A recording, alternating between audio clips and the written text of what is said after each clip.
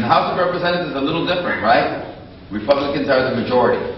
It's a much more conservative majority than the one that exists in the Senate.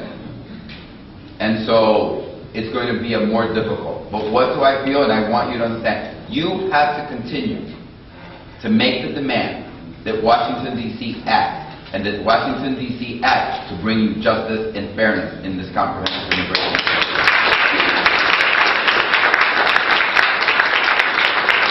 Congressman Sewell and I, we need you more than ever to be raising your voices.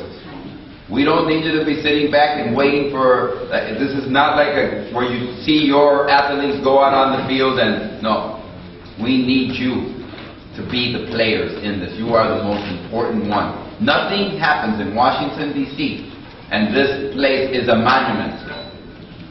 Nothing happens in Washington, D.C. without a consistent and persistent demand from outside of Washington, D.C. for action. And if any state understands that, given its civil rights history, it's the state of Alabama.